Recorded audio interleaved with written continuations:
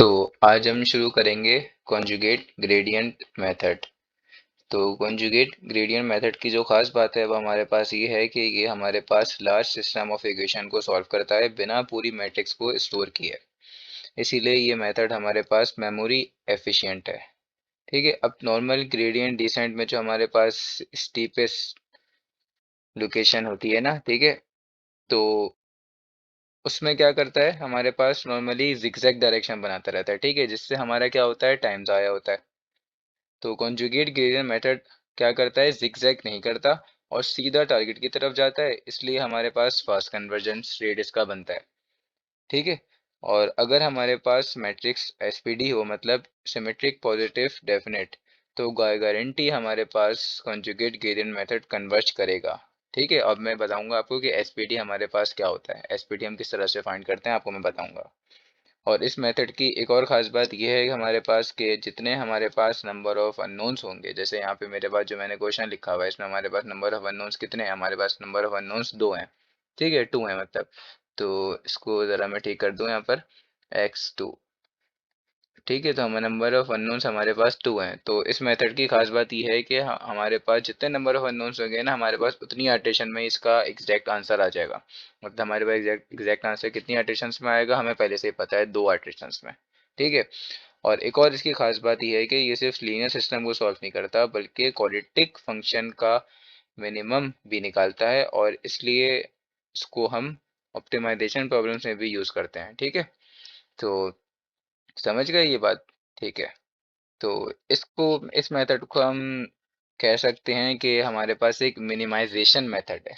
ठीक है, तो चलो शुरू करते हैं हम ये मेथड। सबसे पहले तो हमें क्या सॉल्व करना पड़ेगा, हमें देखना पड़ेगा कि भाई हमारे पास कन्वर्ज कर भी रहा है, नहीं कर रहा, जो हम क्वेश्चन सॉल्व कर रहे हैं। फॉर एग्जांपल डाइवर्ज करेगा तो हमारा सॉल्व करने का फायदा ही क्या है। तो सबसे पहले हम चेक करेंगे कि भाई हमारे पास एसपीडी है या नहीं है। तो एसपीडी हम किस तरह से चेक करते हैं, मैंने आपको पहले भी बताया था। एसपीडी, ठीक है, फॉर एग्जांपल मेरे पास 3 बाई 3 की मैट्रिक्स बनी हुई है, जैसे कि 1 2 3, किसी भी हिसाब से मैं बना देता हूँ। ठीक है, और ऐसे बना देता हूँ, रुको, 1 2 3, एंड उसके बाद मैं बना देता हूँ जैसे कि 4 5 5 6 एंड 6। ठीक है, इस तरह से मैंने मैट्रिक्स बना दी। अब सबसे पहले आप चेक करो कि ये सिमेट्री है या नहीं है। ठीक है, मतलब इसका आप रॉस एंड कॉलम बदल दो, और जब भी आपके पास ये सेम मैट्रिक्स बनेगी, नहीं बनेगी, तो बिल्कुल बनेगी, आप इसको देख सकते हो। कैसे, देख लो भाई, हमारे पास जो A 1 2 हो वो बराबर हो A 2 1 के, तो बिल्कुल बराबर है। ठीक है, तो आप खुद रॉस और कॉलम्स को बदल के देख लो, और आपके पास सेम वही मैट्रिक्स बनेगी। और उसके बाद क्या हो, A 3 1 मैट्रिक्स बराबर हो A 1 3 के, बिल्कुल है, मतलब उसका एलिमेंट ये रहा। ठीक है, फिर आपके पास क्या हो, A 2 3 आपके पास बराबर हो A 3 2 के, बिल्कुल बराबर है।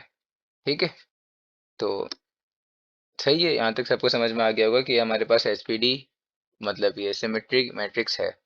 तो अब पॉजिटिव डेफिनेट कैसे चेक करते हैं, तो उसको हम चेक करते हैं। पहले हम डिटर्मिनेंट लेते हैं किसका, 3 बाई 3 का। तो सॉरी, पहले हम डिटर्मिनेंट लेते हैं 1 बाई 1 का। तो अगर मैं इस 3 बाई 3 की मैट्रिक्स को, 3 बाई 3 की मैट्रिक्स है ना, तो अगर मैं इस 3 बाई 3 की मैट्रिक्स को 1 बाई 1 बना दूं, तो 1 बाई 1 कैसे, ये मेरे पास बन जाएगा 1 बाई 1। ठीक है, तो अगर मैं इसका डिटर्मिनेंट लूं, तो मेरे पास इसका डिटर्मिनेंट आना चाहिए, मेरे पास इसका डिटर्मिनेंट आना चाहिए 1 से, मतलब ये 0 से बड़ा। ठीक है, जो भी आंसर आए 0 से बिग आना चाहिए। तो बिल्कुल ये मेरे पास आंसर इसका जो भी लिखा हुआ है, मतलब इसका मैं डिटरमिनेंट लूँ तो डिटरमिनेंट तो इसका 1 ही होगा, तो मेरे पास ये 0 से बड़ा आ रहा है। ठीक है, अब इसी तरह अगर मैं उसके बाद डिटरमिनेंट लूँगा, पहले मैंने 1 बाई 1 का ले लिया, अब मैं लूँगा, पहले मैंने 1 बाई 1 का ले लिया, अब मैं लूँगा 2 बाई 2 का, मतलब इसका।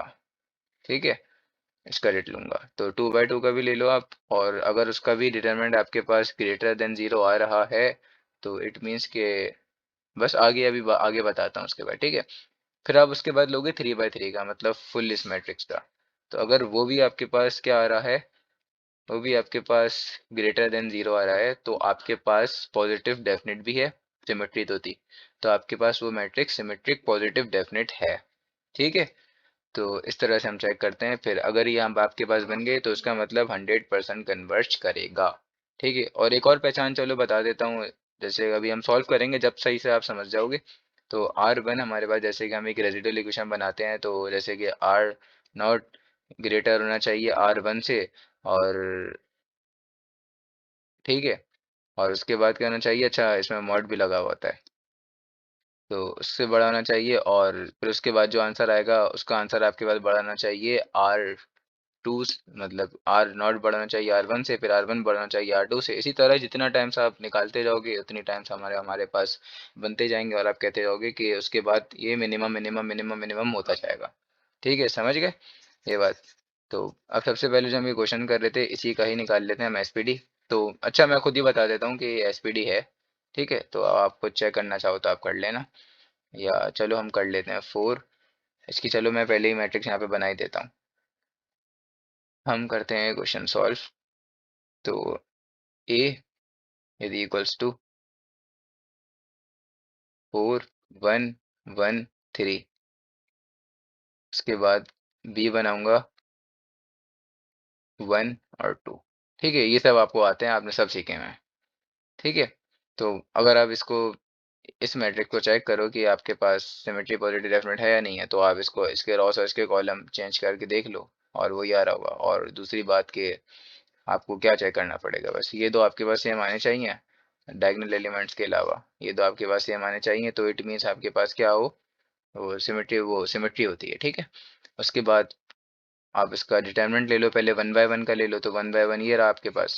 तो 1 बाय 1 का आपने ले लिया, तो जैसे डिटर्मिनेंट ऑफ 4, ठीक है, 1 बाय 1 का ले रहा हूँ, तो जाहिर सी बात है इसका डिटरमिनेंट क्या आएगा, 4 ही आएगा, तो आपके पे ग्रेटर देन जीरो आ रहा है, बिल्कुल आ रहा है। फिर आप इसका डिटरमिनेंट लो, तो 4 × 3, मतलब फुल मैट्रिक्स का डिटरमिनेंट ले रहा हूँ, 4 × 3 एंड -1 × 1। ठीक है, तो आंसर क्या आएगा इसका, 12 - 1, और इसका आंसर आ गया मेरे पास 11, तो आपके पास ग्रेटर देन जीरो आ रहा है। ठीक है, तो इसका मतलब ये पॉजिटिव डेफिनेट है, सिमेट्री पॉजिटिव डेफिनेट है। ठीक है भाई, तो बाकी आप खुद लेना चाहो तो आप ले सकते हो, मैंने आपको बताया होगा किसी वीडियो में कि किस तरह से हम एसपीडी फाइंड करते हैं। तो सबसे पहले आपको इसका, अच्छा सबसे पहले तो आप देखो, आपको मैं एक फॉर्मूला लिख दूं, हमारे पास जो मेन यूज़ होता है, वो सबसे पहले हम निकालेंगे B0, जो होगा हमारे पास R1 का ट्रांसपोज R1, और R0 का ट्रांसपोज R0। ठीक है, और फिर मैं निकालूंगा यहाँ पर X1। X1 कहलाता है फर्स्ट आइट्रेशन का मिनिमम। ठीक है, alpha not and P not. ठीक है, और ये हमारे पास होता है, सब मैं बताऊंगा ये सब आपको वीडियो के एंड में कि ये क्या होता है वो क्या होता है, लेकिन पहले आप समझ लो, बेहतर आपके लिए वही है। और बी नॉट हमारे पास होता है कॉन्जुगेसी का कोफिशिएंट। ठीक है, और ये डायरेक्शन शो करता है बेसिकली, तो बताऊंगा सब आपको अभी। तो ठीक है, अब आप देखो, सबसे पहले तो आपको एक रेजिडुअल इक्वेशन बनाना पड़ेगी, जो कि देखो आपको फॉर्मेट क्या होता है, A x is equals to B. ठीक है, तो आप क्या कर दो, A x is equals to B, यही होता है ना मैट्रिक्स को लिखने का, A x is equals to B. तो मैं क्या कर रहा हूँ, मैं सबसे पहले कर रहा हूँ बी को यहीं रहने दे रहा हूँ, और ए एक्स को यहाँ पे प्लस हो रहा है, तो दूसरी साइड पे जाएगा तो माइनस हो जाएगा, -ax। ठीक है, इस तरह से मैंने बना दिया is equals to zero.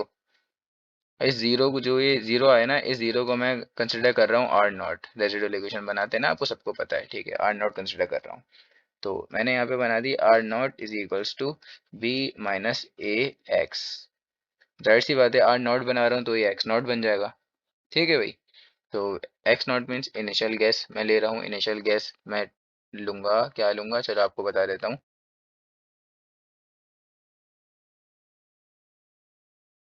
Initial guess हम लेंगे 0,0।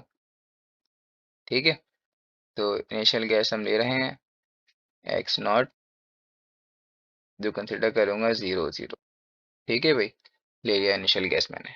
अच्छा, ये सब आपने माइंड में रखना है। सबसे पहले तो मुझे क्या पता होना चाहिए, आर नॉट पता होना चाहिए, आर नॉट का ट्रांसपोज पता होना चाहिए, फिर आर वन का ट्रांस मतलब आर वन पता होना चाहिए, फिर आर वन का ट्रांसपोज भी पता होना चाहिए।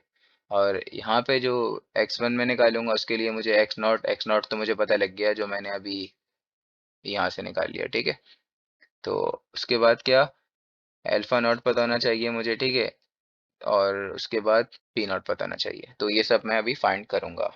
मैंने जो अभी पहले फॉर्मूलाज लिख दिए।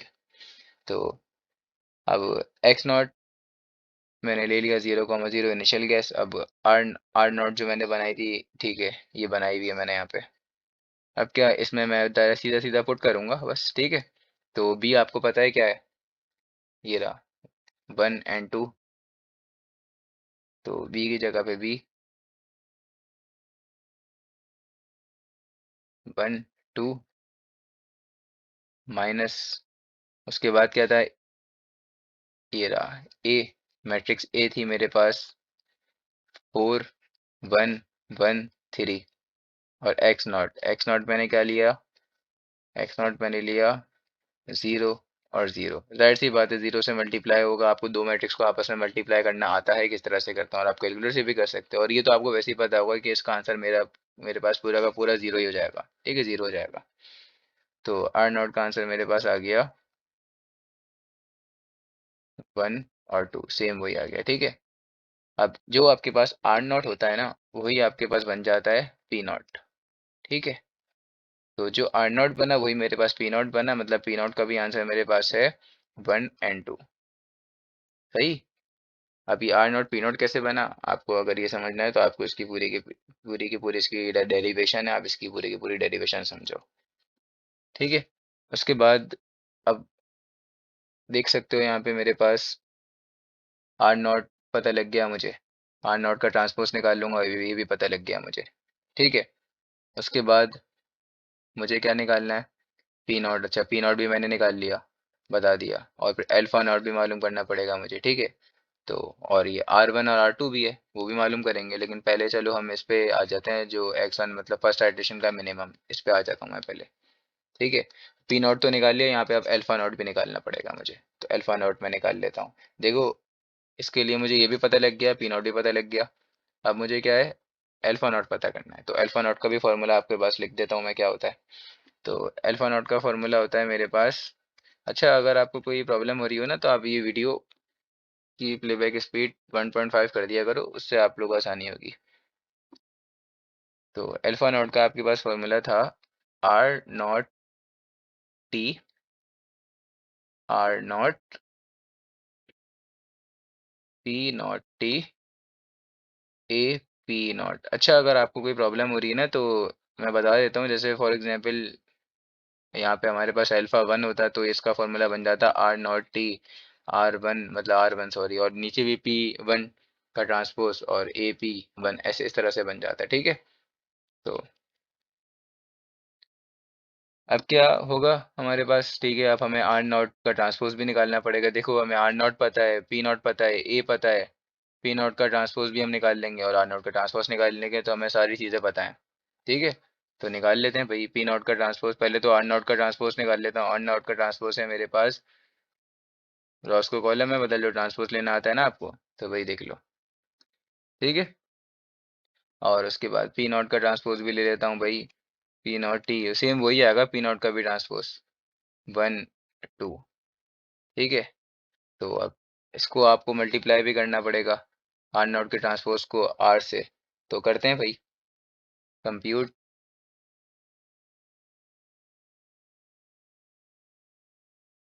Are not T and R not. ठीक है भाई, तो आर नॉट टी मेरे पास लिखा हुआ है। चलो इसी का आगे कर दे लेते हैं। ये था 1 और 2, और आर नॉट, ये दोनों आपस में मल्टीप्लाई होंगे ना, जाहिर सी बात है, 1 and 2। तो इनको अगर आप मल्टीप्लाई करो, आपको मल्टीप्लाई करना आता है, ये इससे। ठीक है, आप लोग आते हैं। तो 1 का स्क्वायर 1 ही होता है, 2 का स्क्वायर हो जाता है 4, तो ये हो जाएगा आपके पास 5। ठीक है, तो इसका भी आंसर निकाल लिया हमने। अब हमें क्या निकालना है? अब हमें निकालना है पी नॉट का ट्रांसपोज, सॉरी, ए पहले तो इसको मल्टीप्लाई करना पड़ेगा, फिर उसके साथ इसको भी मल्टीप्लाई करना पड़ेगा, तो कर लेते हैं, कोई घबराने वाली बात नहीं है। A P not is equals to, ये आ गया 4113, मैट्रिक्स ए लिखी है मैंने, ठीक है, जो बनाई थी, और उसको मल्टीप्लाई कर रहा हूँ पी नॉट से। पी नॉट मेरे पास है 1 और 2, ठीक है, पी नॉट 1 और 2 है, और पी नॉट का ट्रांसपोज हम रॉ वाइज लिखेंगे। अब क्या, इन दोनों को अगर मैं मल्टीप्लाई करता हूँ तो इसका आंसर मेरे पास आ रहा है 6 और 7, ठीक है।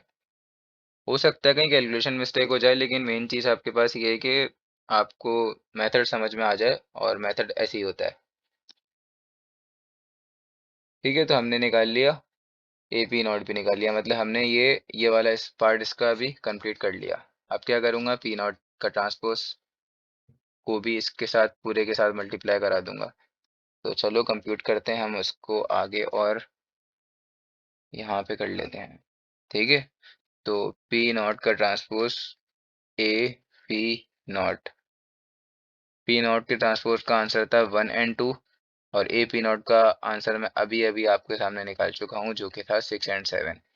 इन दोनों को अगर मैं सॉल्व करूंगा, मल्टीप्लाई करूंगा, तो मेरे पास आंसर बनेगा, आपको पता है किस तरह से करते हैं, ये इसके साथ, ये इसके साथ, ठीक है। तो ये आपके बना 6 + 14 इज इक्वल्स टू 20 बना, ठीक है। अब अल्फा नोट की बारी आ जाती है, तो अल्फा नोट का फॉर्मूला तो मैंने आपके सामने लिखा हुआ था। क्या था अल्फा नोट का फॉर्मूला, आपको तो आपसे दिखा देता हूँ, आर नॉट टी, ठीक है, R not T multiply by R not, ये निकाला हुआ 5, और डिवाइडेड बाय क्या होगा, ये पूरा का पूरा, और इस पूरे का आंसर अभी अभी आपके सामने निकाला है, जो कहता है 20। तो 5/20 आ गया, और उसके बाद 0.25, ठीक है, और लिखना चाहते हो तो 1/4 लिख दो, ठीक है भाई। अब x1 के लिए जो जो चाहिए था सब मैंने फाइंड कर लिया, पी नॉट भी पता है, अल्फा नॉट भी पता है, एक्स नॉट भी पता है। अब हम निकालेंगे फर्स्ट एट्रिशन का मिनिमम, ठीक है, फर्स्ट एट्रिशन का मिनिमम जो कि है मेरे पास x1, x not plus alpha not and P not, ठीक है। तो एक्स नॉट मैंने लिया था, क्या लिया था, 0 और 0, पता है आपको। अल्फा नॉट का आंसर आया 0.25, पी नॉट मेरे पास आया 1 और 2, ठीक है। इन सबको आप पहले इसके मल्टीप्लाई होगा, फिर इससे मल्टीप्लाई होगा, फिर ये दोनों आपस में प्लस हो जाएंगे, ये और इस पूरे का आंसर आपस में प्लस हो जाएगा, और फिर ये और इस पूरे का आंसर आपस में प्लस हो जाएगा, ठीक है। तो आंसर आएगा हमारे हमारे पास, जाहिर सी बात है वही सेम आंसर आएगा, 0.25 एंड 0.5, तो बराबर में लिख देते हैं, 0.25 एंड 0.5, और अगर आप इसको इस तरह से लिखना चाहते हो तो इस तरह से भी लिख दो कि 1/4, ये बन जाएगा, चलो इसको लिख देते हैं 1/4, और बन जाएगा 1/2, ठीक है भाई, हो गया। अब क्या निकालना था, एक्स नॉट, वो x1 मैंने निकाल लिया, अब मुझे निकालना था, ठीक है, x1 मैंने निकाल लिया, अब इसको भी तो मालूम करेंगे, ठीक है। तो इसको मालूम करते हैं हम, ठीक है। तो बता देता हूँ आपके पास, ये जो बीटा है ये क्या करता है, बीटा हमारे पास डिसाइड करता है कि जो हमारे पास पिछला रास्ता था ना, अब वो मैं आपको भी समझाऊंगा एग्जाम्पल पूरी, उसका कितना हिस्सा हम नए रास्ते में लेंगे, ठीक है। और ये बात मैं भी आपको समझाऊंगा कि मैं जो ये रास्ता रास्ता कर रहा हूँ ये क्या कर रहा हूँ, ठीक है। और अल्फा क्या था, ये जो अल्फा था, अल्फा हमारे पास दरअसल एक होता है स्टेप साइज होता है, ठीक है। और ये बताता है कि हम अगर किसी भी डायरेक्शन में जा रहे हैं ना, तो हमें उस डायरेक्शन में कितना आगे जाना है, ठीक है। और हर डायरेक्शन पे लाइन को हमारे पास ये जो अल्फा है ना, अल्फा मिनिमाइज करता रहता है, ठीक है। तो आपको बताया था ना, ये मिनिमाइजेशन मेथड है हमारे पास। तो हम थे, ठीक है, अब हम जाएंगे उस पर, ये निकालेंगे, ठीक है। तो इसके लिए हमें ये वाला तो पूरा का पूरा पार्ट पता है, और मैं इसको सॉल्व भी कर चुका हूँ। हमें R1 पहले निकालना है, फिर R1 का ट्रांसपोज निकालना है, फिर दोनों को उसके साथ मल्टीप्लाई करना है। तो जो चलो वही करते हैं। तो सबसे पहले मैं यहाँ पे करूँगा R1 निकालूंगा, R1 फाइंड करूंगा, तो R1 का मेरे पास फॉर्मूला होगा R not minus alpha not a P not. ठीक है। तो इसको अगर आप के फॉर्मेट में लिखना चाहो तो आप के फॉर्मेट में भी लिखते हो, जैसे आप इसको बना दोगे k+1, इसको बना दोगे के, इसको बना दोगे के, इसको बना दोगे के। सही। तो आर नॉट का आंसर हमारे पास क्या आया था? आर नॉट का आंसर था हमारे पास 1 और 2। सबसे पहले हमने आर नॉट निकाला था ना, 1 और 2 आया था, उसके बाद अल्फा नॉट अभी निकाला था जो कि था 0.25। ए P not, A P not चलो दिखा देता हूँ। ए पी नॉट हमने क्या निकाला था? ये रहा, 6 और 7। तो इसको लिख देते हैं 6 और 7।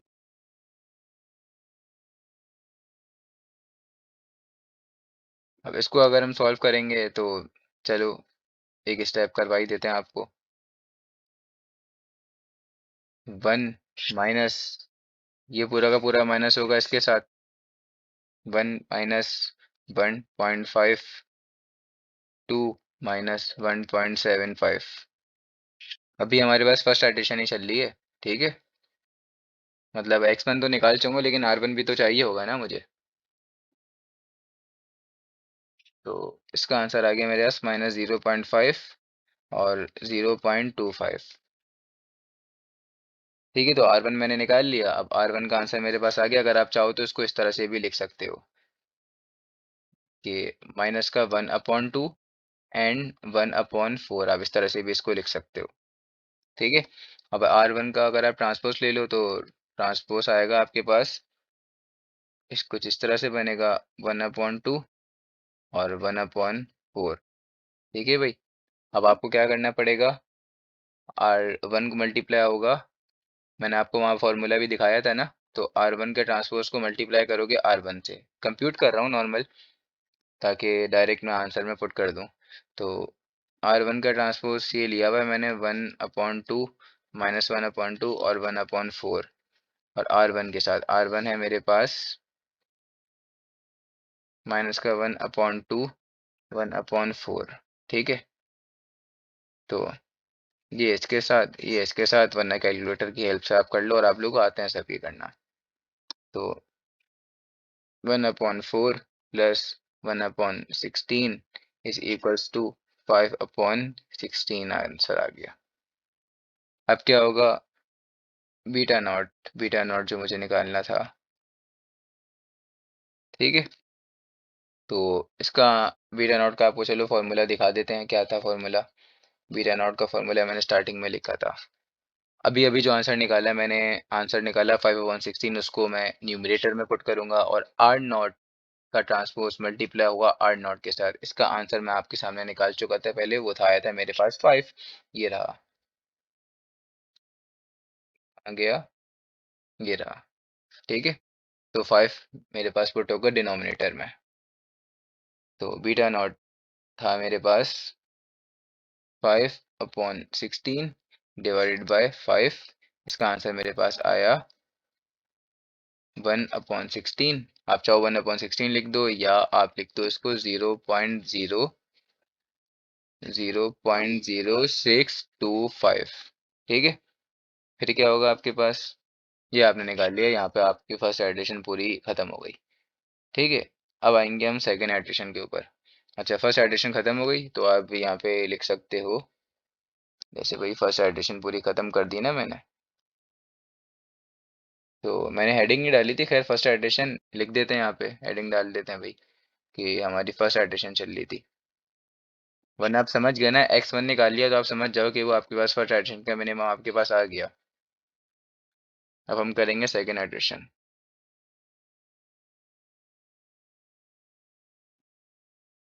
तो सेकेंड एडिशन,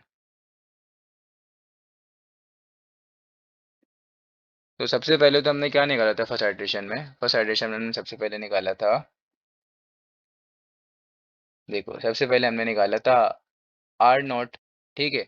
आर नॉट का आंसर आया फिर उसके जरिए हमें मिल गया पी नॉट, तो हमें यहाँ पे निकालना पड़ेगा R1 और फिर निकालना पड़ेगा P1। तो R1 तो मैं पहले ही निकाल चुका हूँ। R1 का आंसर मेरे पास क्या था, ये रहा भाई R1 का आंसर। ओ सॉरी, R1 का आंसर ये रहा मेरे पास, ठीक है। तो R1 का ट्रांसपोज भी मैं निकाल चुका हूँ। अब मुझे निकालना पड़ेगा P1। तो ऐसा नहीं होता, जैसे फर्स्ट एडिशन में मेरे पास क्या हुआ था, जो R नॉट था वही मेरे पास P नॉट बन गया था। लेकिन सेकंड एडिशन से ऐसा नहीं होगा। सेकंड एडिशन से क्या चलेगा मेरे पास, P1 को दरअसल P1 R1 के बराबर नहीं होगा। P1 का मेरे पास फॉर्मूला बनेगा R1 plus B not and P not, ठीक है। ये दोनों इसमें मल्टीप्लाई होंगे, फिर ये बैलेंस होगा, और फिर इसका जो आंसर आएगा वो हमारे पास फाइनल आंसर होगा P1 का, ठीक है। ये पिछले वाला जो हम पिछले वाली लोकेशन पे थे, ठीक है, वो भी तो इसमें हमारे पास दरअसल ऐड होगी। तो ये वजह है इसकी, ठीक है।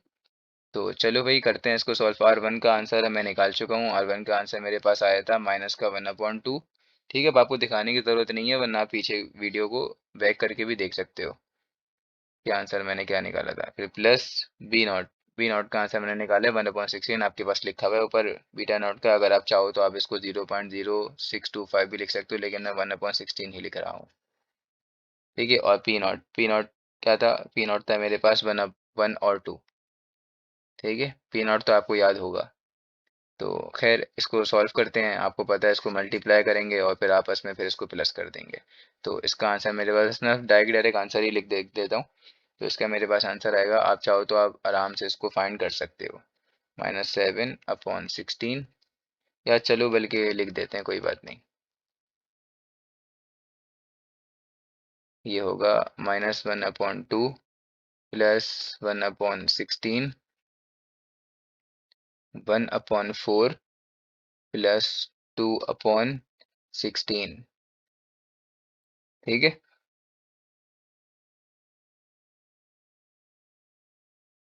माइनस का 7/16, 3/8।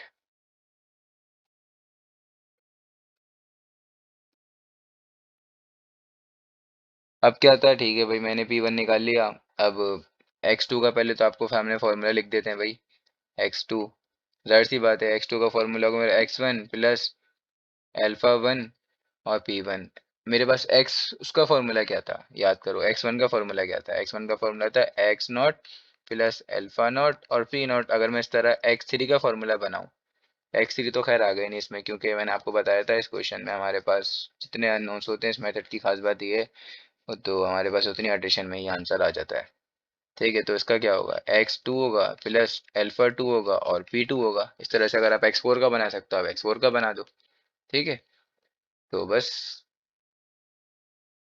x2 का आंसर ये था आपके पास। आपको P1 भी पता है, अल्फा 1 नहीं पता, अल्फा 1 निकालना पड़ेगा।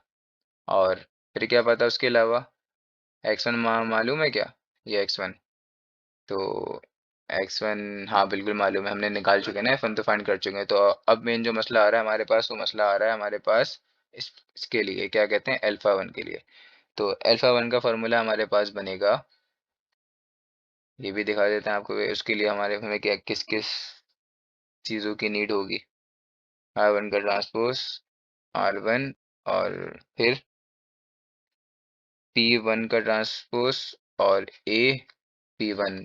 पिछले वाले में क्या था, यहाँ पे आर नॉट था, आर नॉट था, आर नॉट था, यहाँ पे भी नॉट था, ये भी नॉट था, मतलब 0 0 दिया है, इस तरह से था, आपको याद होगा, ठीक है। और जैसे वहाँ बीटा नॉट का फॉर्मूला था, इसी तरह यहाँ पे बनेगा बीटा 1 का फॉर्मूला बनेगा, ठीक है। तो इस फॉर्मूले के मुताबिक सबसे पहले तो हमें इसको मल्टीप्लाई करना पड़ेगा, फिर इसको सॉल्व करके आपस में इसको मल्टीप्लाई करना पड़ेगा। तो सबसे पहले तो मैं निकाल लूँ P1 का ट्रांसपोज निकाल लूँ, ठीक है। तो P1 का ट्रांसपोज क्या होता है मेरे पास, आपको पता है। P1 का ट्रांसपोज अगर मैं लूँ तो वो मेरे पास बनेगा -7/16 और 3/8, मैंने निकाल लिया।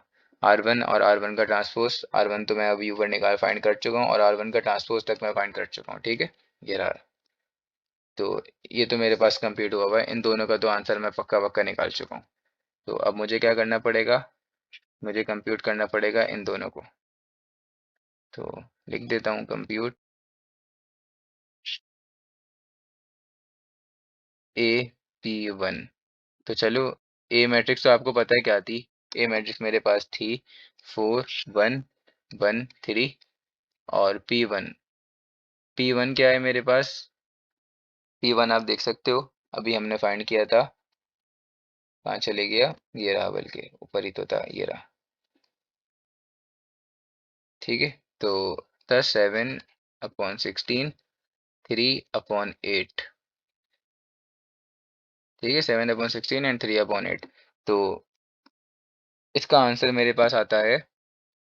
अब तो आपको पता है किस तरह से आंसर फाइंड करते हैं इसका, तो यहीं पे लिख देता हूँ। इसका आंसर हमारे पास आता है माइनस का 11/8 एंड 11/16। ये आ गया। ठीक है, उसके बाद मुझे क्या निकालना पड़ेगा, इसको मल्टीप्लाई करना पड़ेगा इसके साथ। ठीक है, तो करते हैं भाई, इसका ट्रांसपोज को इसके साथ मल्टीप्लाई कर देते हैं, तो यहीं पे कर देते हैं। चलो, ये मल्टीप्लाई होगा AP1 के साथ। अच्छा, पहले तो P1 का ट्रांसपोज लिख देता हूँ भाई। P1 का ट्रांसपोज मेरे पास आया माइनस का 7/16। यहाँ पे जगह कम पड़ जाएगी, थोड़ा सा नीचे कर लेते हैं यहाँ पे। माइनस का 7/16 और उसके बाद लिखा हुआ है 3/8। ठीक है, ये मल्टीप्लाई होगा इसके साथ होगा ना, तो इसको भी लिख देते हैं भाई। -11/8, 11/16। तो इसका आंसर मेरे पास आ गया अगर मैं इन दोनों को मल्टीप्लाई करूंगा। ये आपको पता है किसके साथ मल्टीप्लाई होगा, ये भी आपको पता है किसके साथ मल्टीप्लाई होगा। ये पूरा का पूरा इसके साथ होगा, ये पूरा का पूरा इसके साथ होगा, और आपको आंसर मिलेगा कुछ इस फॉर्मेट में। 77/128 प्लस 33/128 को और सॉल्व करोगे तो आपके पास आंसर आएगा 55/64। ठीक है भाई, तो अब क्या है, सब मैं ये फाइंड कर चुका हूँ।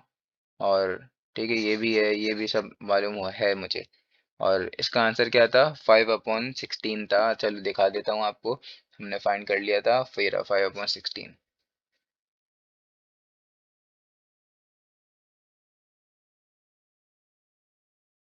ठीक है, तो अब मैं अल्फा 1 की जगह पे सब वैल्यूज डाल रहा हूँ। तो ऊपर तो मेरे पास आ जाएगी, मतलब न्यूमरेटर में 5/16 और डिनोमिनेटर में मेरे पास आएगा 55/64, जो मैंने अभी के अभी फाइंड किया है। ठीक है, तो इसको अगर मैं सॉल्व करूँ तो मेरे पास आंसर बनेगा 4/11।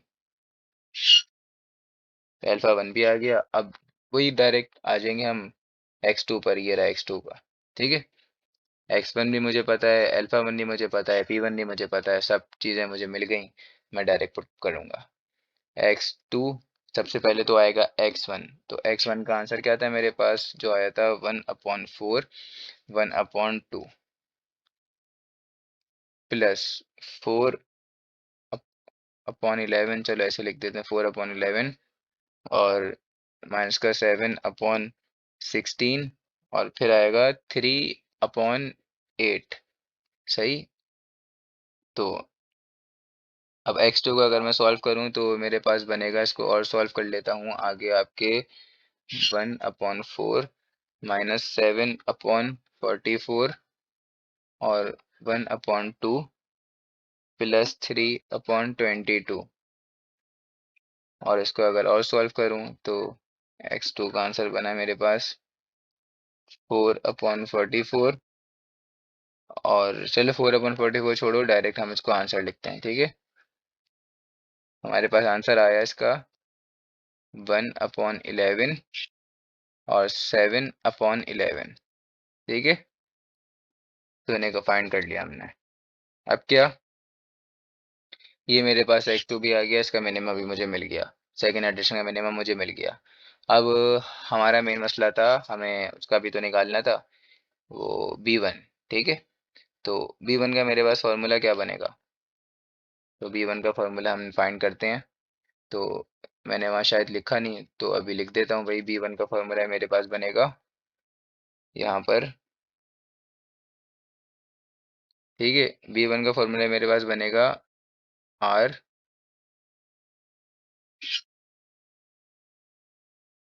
यहाँ पे आएगा मेरे पास B1 निकाल लेना अभी हम, ठीक है, R2, और फिर R2 का ट्रांसपोज, और फिर R2, और फिर आएगा डिवाइडेड बाय मेरे पास R1 का ट्रांसपोज और R1। ठीक है, तो ये आएगा मेरे पास। अब देखो आप यहाँ पर किस तरह से हम करेंगे। सबसे पहले तो मुझे R2 निकालना पड़ेगा, क्योंकि इसको तो मैं फाइंड कर चुका हूँ पहले से। तो R2, तो भाई चलो R2 निकाल लेते हैं। तो R2 कैसे निकालेंगे? R2 का फॉर्मूला मेरे पास बनेगा, जैसे मैंने वहाँ पे R1 का बनाया था, अल्फा 1 मल्टीप्लाई होगा AP1 के साथ। ठीक है, तो ये सबके सब चीज़ें मुझे पता है, सबके सब नोन है। तो R2 is equals to R1 put होगा, R1 था मेरे पास 1/2 और 1/4, माइनस का अल्फा 1 आ गया मेरे पास 4/11, और AP1 का आंसर क्या था इस पूरे का आंसर? चलो आपको दिखा देते हैं। हमने फाइंड किया था इसका आंसर, ये रहा, माइनस का 11/8, 11/16। तो ये रहा मेरे पास माइनस का 11/8 और 11/16। तो फिर ये रहा, ठीक है। अब इसका आंसर मेरे पास आ गया, अगर मैं इसको सॉल्व करूं, 0 और 0। जब मेरे पास ये 0 और 0 बन गया, तो जाहिर सी बात है अब मेरे पास जो भी ये आगे सॉल्व होगा, ठीक है, इसका ट्रांसपोज मैं लूँ और इसको करूँ सॉल्व, तो ये तो जाहिर सी बात है 0 बन गया। अब जब आपके न्यूमरेटर में 0 बन गया, तो पूरा का पूरा आपके पास 0 बन गया। तो कॉमन सेंस की बात है, आपके पास जीवन का आंसर आ गया 0। मैंने आपको बताया था। अब आप पहुंच चुके हो, बिल्कुल मिनिमम पॉइंट पे पहुंच चुके हो अब आप। और यहाँ पे आपको पता है आपके पास की डायरेक्शन क्या होगी, 0 होगी, कोई डायरेक्शन बचेगी नहीं। तो बस ये आपके पास आ गया 0। अब हम आपको चलो बताते हैं कि जो बीटा है, बीटा क्या करता है। तो बीटा हमारे पास डिसाइड करता है कि ओल्ड डायरेक्शन का कितना हिस्सा हम नेक्स्ट डायरेक्शन में लें। और बीटा को हम कहते हैं कि हमारे पास एक डायरेक्शन का मेमोरी फैक्टर भी है। और बीटा की वजह से हमारे पास जो है ना डायरेक्शन कॉन्जुगेट बनती है। और मेथड क्या करता है? फास्ट कन्वर्ज करता है। आप समझे बीटा क्या था? अच्छा भाई। और अब एक एग्जांपल लेते हैं। सोचो कि तुम एक पहाड़ मतलब माउंटेन पर खड़े हुए हो, और तुम्हारा गोल है कि तुम्हें सबसे नीचे जगह, या समझ लो एक वैली, समझ लो एक वैली तक तुम्हें मतलब उसके मिनिमम पॉइंट तक पहुंचना है। तो सबसे पहला क्या होगा, जब हम जिस पॉइंट पर खड़े हुए होंगे, ठीक है, उस पॉइंट को हम कहेंगे कि वो हमारे पास x0 है, मतलब हमारे पास इनिशियल गैस है x0 0,0। तो सबसे पहले हम चेक करते हैं मतलब उसका ग्रेडियंट स्लोप। तो नीचे किस तरफ ज़्यादा तेज़ हमारे पास उतर रहा है वो पार्ट, तो ये हमारे पास डायरेक्शन ना कहलाता है कि ग्रेडियंट कहलाता है। ठीक है, और नीचे की तरफ ही होती है, जाहिर सी बात है ये। तो अब क्या आएगा उसके बाद हमारे पास, ये तो उसके बाद आप समझो, अब कॉन्जुगेट का आप सबसे बेहतरीन आइडिया समझो, ये समझ लो पहले आप, चलो ठीक है। हमारे पास जो नॉर्मल ग्रेडियंट डिसेंट का मसला था ना, मतलब एक और मेथड होता है नॉर्मल ग्रेडियंट डिसेंट मेथड, ठीक है। तो उसमें क्या करते थे हम, अगर हम नीचे की तरफ स्टीपेस्ट डायरेक्शन में चलते रहेंगे ना, स्टीपेस्ट डायरेक्शन में कह रहा हूँ मैं, तो हमारा एक जिगजैग फॉर्म हो जाता है। और उस जिगजैग फॉर्म होने की वजह से क्या होगा हमारा, बार बार हम इधर उधर भटकते रहेंगे, और हमें वैली तक पहुंचने में हमें बहुत ज़्यादा टाइम लगेगा। जिगजैग समझते हो ना आप लोग सब?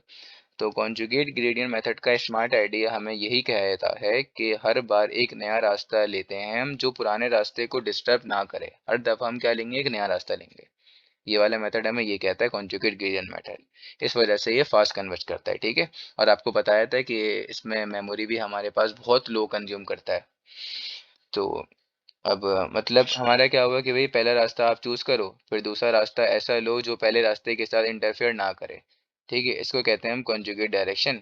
और अब इसमें आ गया अल्फा। तो अल्फा हमें डिसाइड करता है कि हर रास्ते पर कितना आगे हमें चलना है। मैं पहाड़ वाली एग्जांपल की बात कर रहा हूँ, हमें हर रास्ते पर कितना आगे चलना है। और बीटा डिसाइड करता है कि पिछले रास्ते का कितना हिस्सा हमें नए रास्ते में लेना है। मैंने ये बात आपको पहले बोली थी, ठीक है।